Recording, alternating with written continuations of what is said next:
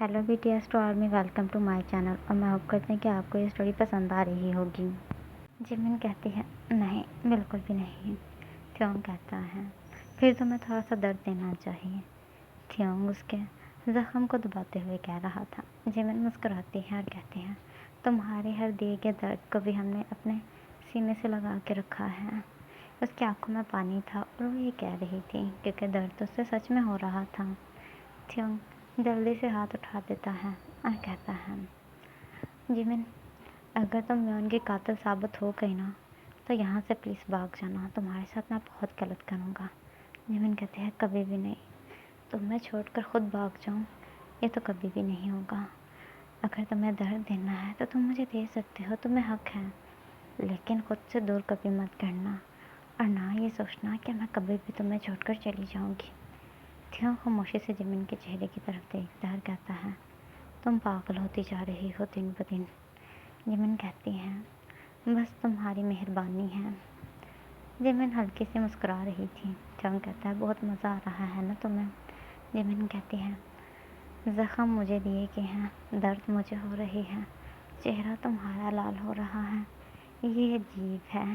तुम पता है थ्योंग, ये पहली बार है जब मैं अपने दर्द को तुम्हारे चेहरे पे महसूस कर पा रही हूँ।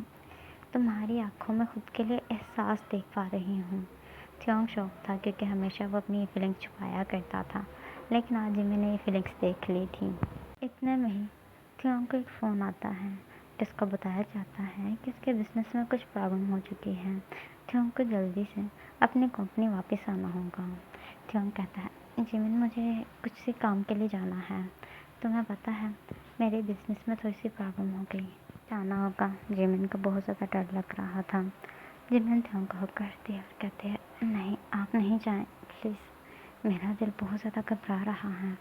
थ्योंग कहता है, रिलैक्स हो जाओ जिमिन, थोड़ा सा काम है, मैं हैंडल कर आऊँगा। मैं बहुत अच्छे से जानता हूँ कि एक फ़ाइल में थोड़ी सी मिस्टेक थी और उसी फ़ाइल के बारे में आज हमने डिस्कस किया था। इस वजह से मुझे लगता है कि उनको ये आइडिया हमारा अच्छा नहीं लगा। उस आइडिया को बस चेंज करना है, थोड़ा सा काम है, मैं जल्दी ही आ जाऊँगा। जिमिन कहती है, आप किसी और को फ़ोन करें, आपका सेक्रेटरी भी तो जा सकता है ना, या आपका कोई और वर्कर। थ्योंग कहता है, जिमिन बॉस मैं हूँ, इस वजह से अगर कुछ गलत हो जाता है तो मुझे उसकी पूरी जिम्मेदारी उठानी है और उसको हैंडल करना होगा। इससे आगे जाके मेरे वर्कर को नुकसान होगा। वो जिमिन से खुद को छुड़वा के जाने लगता है। जिमिन पीछे से आकर जल्दी से थ्योंग को हक करती है। उसकी आंखों में पानी था, उसे सच में घबराहट हो रही थी। थ्योंग उसके लिप पे लाइट से किस करता है और कहता है, मैं जल्दी ही आ जाऊँगा। जिमिन कहती है, मेरे रूम में आएंगे ना। थ्योंग एकदम खामोश हो जाता है और फिर कहता है, हाँ तुम्हारे रूम में आऊँगा और तुम्हारे साथ ही सोऊंगा। जिमिन थोड़ी सी शाइनेस फील करती है क्योंकि ऑफकोर्सली वो थ्योंग के साथ सोएगी तो ज़रूर थ्योंग के साथ कुछ क्लोज हो सकती है। इस वजह से वो थ्योंग के साथ अपना फ्यूचर प्लान अप करना चाहती थी। वो चाहती थी कि उसका और थ्योंग का बेबी हो, जबकि जब तक वो म्योन की कातिल समझ जाती है तो थ्योंग उसके साथ बेबी प्लान नहीं करेगा। थ्योंग जब भी उसके साथ इंटीमेट होता है तो उसके बाद उसको मेडिसिन खिला देता है। इस वजह से अब जिमिन प्रेग्नेंट होना चाहती थी। वो चाहती थी कि अब वो इस नाम को बिल्कुल ख़त्म कर दे कि वो म्योन की कातिल है, या तो वो इस दुनिया से खुद को ख़त्म कर दे या वो इस बात को ख़त्म कर दे कि वो म्योन की कातिल है। वो थ्योंग को हक देती है। थ्योंग कहता है, जिमिन सब ठीक है, तुम बार बार मुझे हक क्यों कर रही हो। जिमिन कहती है, बेचैनी डर सा महसूस हो रहा है, लग रहा है कि मैं तुम्हें खो दूँगी। थ्योंग मुस्कुराता है और कहता है, सच में तुम मुझे एक दिन खो दोगी। अगर तुम म्योन की कातिल साबित हो गई तो मैं तुम्हें मार दूँगा। जिमिन कहती है, अपने लिए नहीं, तुम्हारे लिए डर लग रहा है। थ्योंग शौक था। वो कहता है, जिमिन रिलैक्स हो जाओ, मुझे कोई भी कुछ नहीं कर सकता। तुम नहीं जानती तुम्हारा हस्बैंड कैसा है। वो जिमिन को हौसला देता है कि वो बिल्कुल ठीक रहेगा, उसके साथ कोई कुछ भी गलत नहीं कर सकता और वो जल्दी ही आ जाएगा। फिर जाकर जिमिन ना चाहते हुए भी उसको जाने की इजाज़त दे देती है। थ्योंग आधे रास्ते में ही पहुंचता है कि कोई आकर थ्योंग को पीछे से उसकी कार को टक्कर देता है। थ्योंग पीछे देखता है तो वो कोई और कार नहीं थी, किम मैंशन की ही दूसरी कार थी। त्योंग इस कार को देखकर शॉक हो जाता है, लेकिन त्योंग को बहुत ज़्यादा चोट लगी थी। त्योंग बहुत ज़्यादा ज़ख्मी हो चुका था क्योंकि त्योंग की कार को बहुत बुरी से किसी ने टक्कर मारी थी। इतने में ही एक सामने से आके कार त्योंग की कार को टक्कर मारती है। वो भी किम मैंशन की ही कार थी। त्योंग ये देख कर शॉक था कि त्योंग की कार को आकर टक्कर दे रही थी। त्योंग अपनी कार से बहुत मुश्किल से बाहर निकलता है। वो बहुत ज़्यादा ज़ख्मी था। इतने में ही मिसेस किम आती हैं। त्योंग के हाथ के ऊपर पाँव रख देती हैं। त्योंग अपना फ़ोन पकड़ कर किसी को हेल्प के लिए बुलाने ही वाला था कि मिसेस किम ने आकर उसके हाथ पे पाँव रख दिया था। त्योंग अपनी नज़रें उठाता है और अपनी मॉम को देख के शॉक था। मिसेस किम आयु को कहती हैं, अब क्या करें? लगता है बहुत मजबूत है, एक्सीडेंट से नहीं मरा। अब हमें अपने हाथों को यूज़ करना होगा और इसे मारना होगा। मैं तो कह रही थी एक्सीडेंट से मर जाएगा और एक एक्सीडेंटली मौत साबित होगी, लेकिन नहीं, लगता है अब हमें अपने हाथ यूज़ करने होंगे। आयु मुस्कुराती है और कहती हैं, हाँ आप बिल्कुल ठीक कह रहे हैं, लेकिन इसको कत्ल करके किसके सिर पर इसका क्रेडिट जाना चाहिए? क्या जिमिन के सिर पर? वैसे भी मियोन को भी हमने कत्ल किया था तो जिमिन के सिर पे ही डाला था। इसका भी कत्ल जिमिन के सिर पे ही डालेंगे। लोगों को यकीन नहीं हो रहा था। वो अपनी मॉम को कहता है, आप मेरी मॉम होकर ऐसे कैसे कर सकती हैं? आपने और आयु ने मिलकर मियोन को मारा। मैं आप दोनों को छोड़ूंगा नहीं। इतने में ही आयु गन निकालती है और कहती है, ड्रामा ख़त्म। वो त्योंग को शूट कर देती है और वहाँ से चली जाती है। उन दोनों को तो लगता है कि त्योंग मर चुका है, लेकिन त्योंग की किस्मत अच्छी की थी कि त्योंग को अच्छे टाइम पर कोई डॉक्टर के पास ले जाता है, जिससे त्योंग की जान बच जाती है। त्योंग बहुत ज़्यादा शौक था।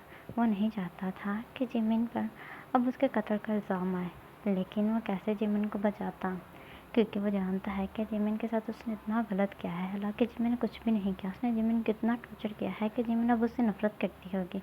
इस वजह से त्योंग अपने फेस की सर्जरी करा लेता है ताकि अपने फेस को छुपा पाए और जिमिन की हिफाजत भी कर पाए, क्योंकि त्योंग ये सब छोड़ नहीं सकता, क्योंकि ये सब का क्रेडिट जिमिन को ही जाएगा। त्योंग के कत्ल का भी और मियोन के कत्ल का तो पहले ही जिमिन को जाता है। इस वजह से वो अपने घर के बारे में सारी इन्फॉर्मेशन निकालता है।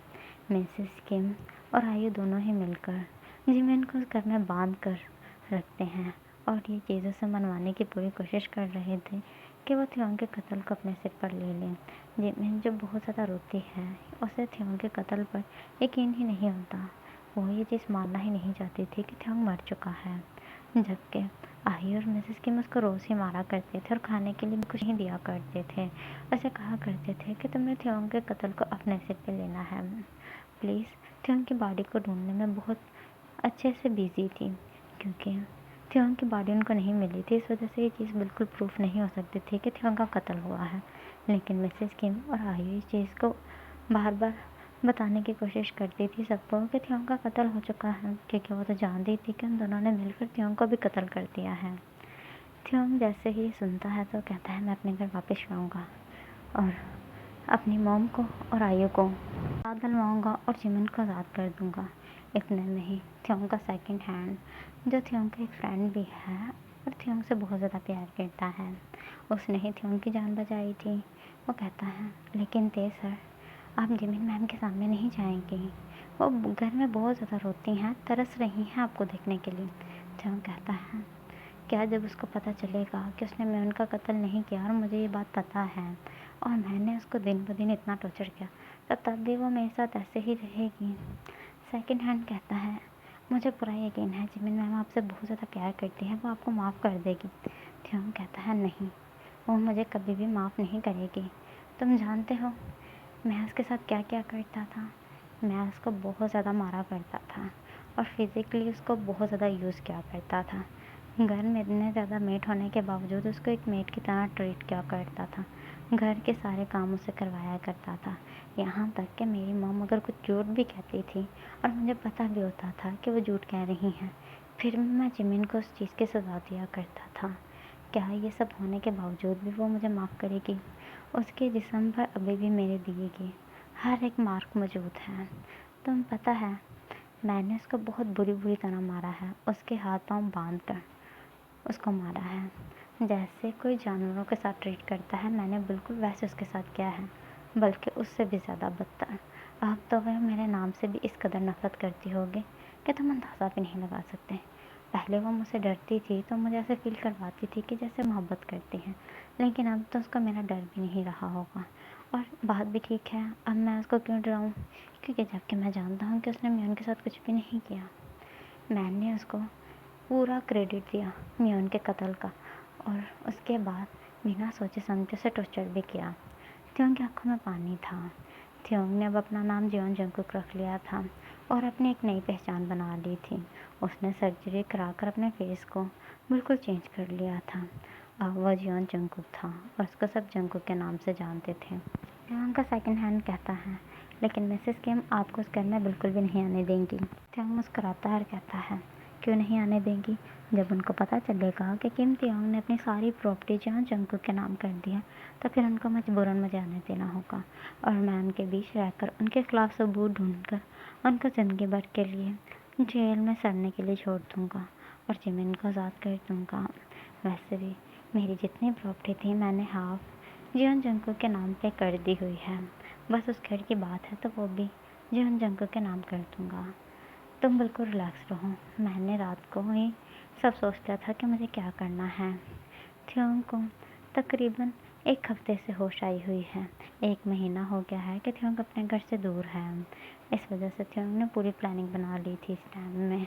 दूसरी तरफ जिमिन, जिसका एक एक दिन क़यामत की तरह गुजर रहा था, क्योंकि उसको हर टाइम ये बताया जाता था कि त्योंग अब इस दुनिया में नहीं रहा, जो उसके लिए बहुत दर्दनाक होता था। और बिल्कुल भी ये बर्दाश्त नहीं कर सकती थी कि त्योंग उसको छोड़ के चला गया हुआ है। लेकिन यहाँ जिमिन को इस चीज़ का तो यकीन दिलाया ही जाता था, इस चीज़ को भी मानने के लिए कहा जाता था कि जिमिन ने त्योंग का कत्ल किया है। हालांकि जिमिन जो तसव्वुर तक नहीं कर सकती थी। जिमिन को जंजीरों से बांधा हुआ था और जंजीरें इतनी ज़्यादा लंबी थीं कि जिमिन चल फिर कर घर के सारे काम कर सकती थी। जिमिन के मुंह से बहुत ज़्यादा ब्लीडिंग हो रही थी और सिर से भी, और जिमिन कपड़ा लेकर विंडो को क्लीन कर रही थी।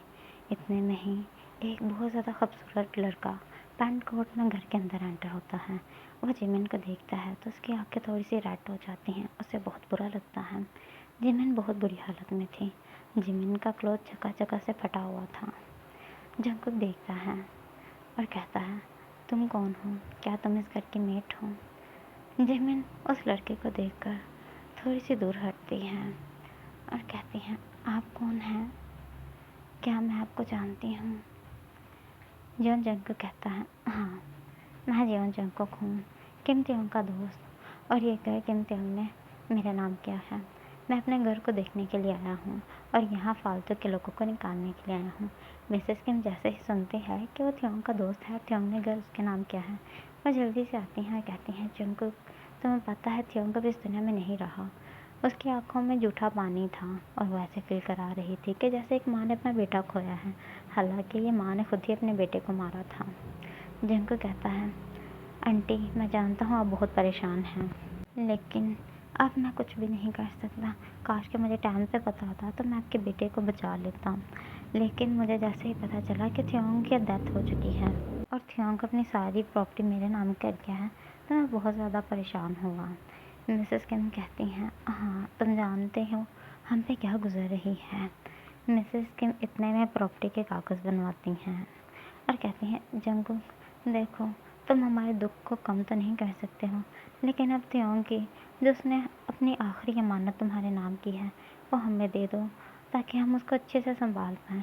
जंगकुक मुस्कुराता है और कहता है, नहीं आंटी, मैं ये बिल्कुल भी नहीं कर सकता। त्योंग ने मेरे नाम पे की है तो कुछ सोच के ही की होगी। मैं आपको इस घर में रहने की इजाज़त तो दे सकता हूँ, लेकिन आपको दे नहीं सकता हूँ। इतने में ही आयु और मिसेस किम एक दूसरे की तरफ देखते हैं, क्योंकि उन्होंने बिल्कुल भी ऐसी उम्मीद नहीं की थी। दूसरी तरफ जेमिन, जो ज़मीन पर बैठी हुई थी, जंगकुक कहता है, मैं गलत नहीं हूँ तो ये त्योंग की वाइफ है। आयु कहती है, सेकंड वाइफ, जिसके साथ उनका जल्दी ही डिवोर्स होने वाला था। मुझे शक है कि किसी ने मारा है जंगकुक। वैसे भी त्योंग ने इसके साथ बहुत गलत किया था, क्योंकि इसने म्यून को मारा था और त्योंग इसको दिन ब दिन बहुत ज़्यादा टॉर्चर करता था। इसकी बॉडी पे तुम्हें निशान दिख रहे हैं ना, ये जो पुराने निशान हैं, ये त्योंग के हैं, त्योंग ने इसको दिए हैं। त्योंग इसको रोज़ ही मारा करता था, बिल्कुल जानवरों की तरह ट्रीट किया करता था।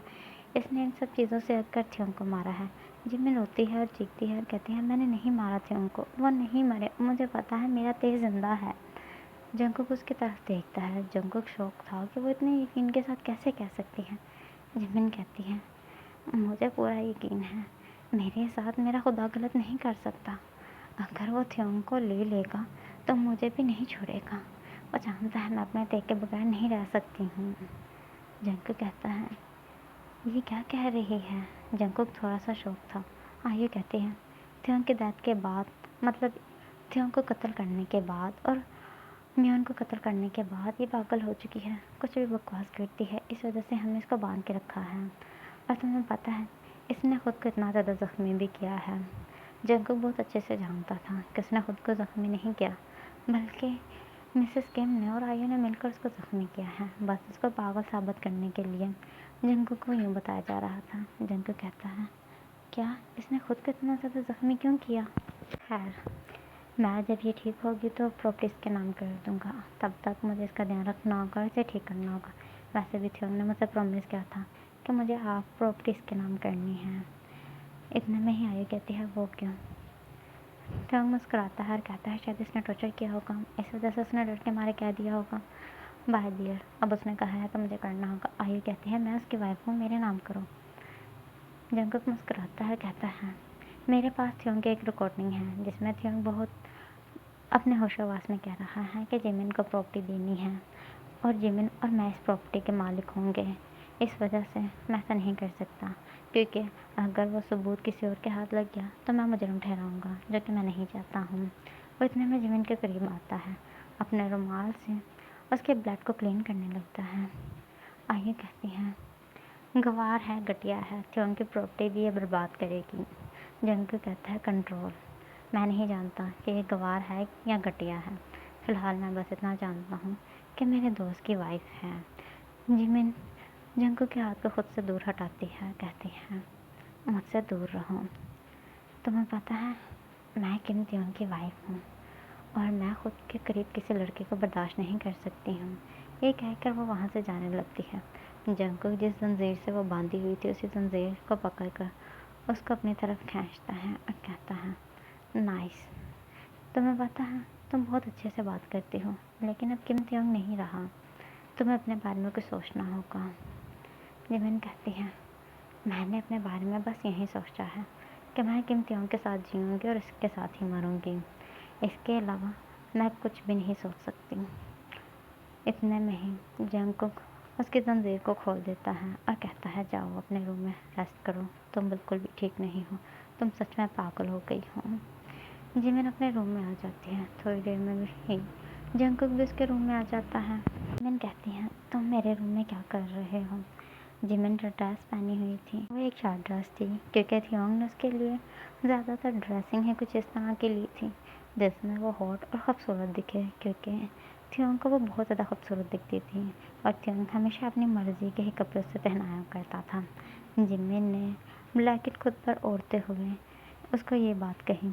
जंकुक कहता है खुद को छुपा क्यों रही हो। जिमिन कहती है तुम्हें शायद पता नहीं है कि मेरी किसी के साथ शादी हुई है और मैं उसकी अमानत हूँ। मुझे सिर्फ ऐसे की ड्रेसिंग में उसको देखने का हक है। जंकुक मुस्कुराता है और कहता है तो तुम्हें इतनी मुसीबत ही क्या है, तुम ये ड्रेस पहनो। जिमिन कहती है बकवास बंद करो, ये मेरे हस्बैंड की पसंद की ड्रेस है, सारी उसने मेरे लिए ऐसे की ही ड्रेस खरीदी हैं।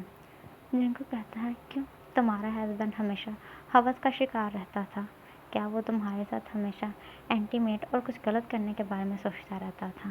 जिमिन कहती है बकवास बंद करो, तुम्हारा कत्ल कर दूंगी। आगे से तुमने मेरे हस्बैंड के बारे में कुछ ऐसी बकवास की तो। उसकी आंखों में पानी था, वो रोती हुई चीखती हुई कह रही थी। जंकुक उसको देख के कहता है क्या तुम अपने हस्बैंड से इतना प्यार करती हो कि उसके बारे में गलत भी नहीं सुन सकती हो। जिमिन कहती है तुम एक नंबर की घटिया हो। बताओ मेरे तेज ने तुम्हारे नाम प्रॉपर्टी की या तुमने ज़बरदस्ती उससे छीन ली। तुमने उसके साथ चीट किया ना, उसने मुझे बताया था लास्ट टाइम कि उसके बिजनेस में कुछ प्रॉब्लम बन चुकी है। कहीं यही तो प्रॉब्लम नहीं बनी थी कि तुमने सारी प्रॉपर्टी उससे छीन ली। कहीं तुमने मेरे थ्योंग के साथ कुछ गलत तो नहीं किया। मैं जानती हूँ मेरा थ्योंग जिंदा है बस, और मुझसे दूर है और थोड़ा सा परेशान है। उनके दर्द को महसूस कर सकती हूँ। और ये कहते हुए अपनी आँखों को बंद करती है, क्योंकि उसने काफ़ी दिनों से खाना नहीं खाया था और घर के काम करने की वजह से उसका जिस्म बहुत ज़्यादा कमज़ोर था। इस वजह से वो बेहोश होकर ज़मीन पे गिरने ही वाली थी कि जंगकुक आकर उसको थामता है, बेड पे लेटाता है, डॉक्टर को बुलाता है। डॉक्टर आकर बताता है कि वो बहुत ज़्यादा वीक है, शायद उसने खाना तक नहीं खाया, इस वजह से इसका बीपी बहुत ज़्यादा लो हो चुका था। जंगकुक को उसकी फ़िक्र हो रही थी। डॉक्टर मेडिसिन देता है, डॉक्टर चला जाता है।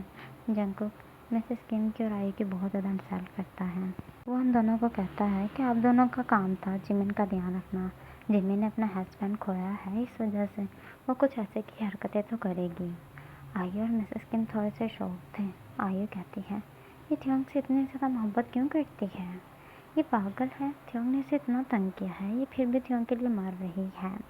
अगर इतनी ही मोहब्बत करनी है तो सच बता दे कि इसने थियोंग को मारा है। जंगकुक शॉक था और कहता है, क्या ये थियोंग से मोहब्बत करती है? जंगकुक को अपने कानों पर यकीन नहीं हो रहा था। जंगकुक को ये बात का तो अभी एहसास हुआ था कि आयु को पता था कि जिमिन थियोंग से मोहब्बत करती है। आयु बुरा सा मुँह बनाती है और कहती है, ये थियोंग से बहुत ज़्यादा मोहब्बत करती है, कॉलेज टाइम से ही मोहब्बत करती है, लेकिन थियोंग को नहीं पता था और थियोंग इससे मोहब्बत नहीं करता था, क्योंकि इसने थियोंग की बहन की सिर्फ केयरटेकर की जॉब ली थी। इस वजह से वो इसको एक मेड की तरह ट्रीट करता था। ऐसे ही वक्त गुजर रहा था कि एक दिन इसने थियोंग की बहन को मार दिया। फिर थियोंग इसे बहुत ज़्यादा तंग और टॉर्चर करने लगा और फिर दोनों की शादी हो गई और फिर इसने एक दिन थियोंग को भी मार दिया। जंगकुक कहता है, ओह अच्छा, इस वजह से इनकी बॉडी पर बहुत ज़्यादा मारने के निशान हैं। वो आयु के बारे में जानने के लिए कह रहा था। आयु कहती है, बट तुम बहुत ज़्यादा खूबसूरत हो। आयु जंगकुक के करीब आती है, उसके फेस को अपने हाथ में पकड़कर उसको किस करने लगती है कि थियोंग उसको दूर पुश करता है और कहता है, आप थियोंग की वाइफ हो, मतलब मेरे दोस्त की वाइफ मेरी भाभी है, इस वजह से मुझसे दूर रहें। फिर वो जिमिन के आगे करीब बैठता है। ओके बीटीएस तो आर्मी, अब आप मुझे क्या समझे, मैं होप करते हैं कि आपको ये पार्ट पसंद आया होगा। अगर पसंद आए तो आर्मी प्लीज़ लाइक और कमेंट ज़रूर करें और मेरे चैनल को सब्सक्राइब कर लें ताकि मेरी न्यू स्टोरी आप तक जल्दी से जल्दी पहुंच पाए।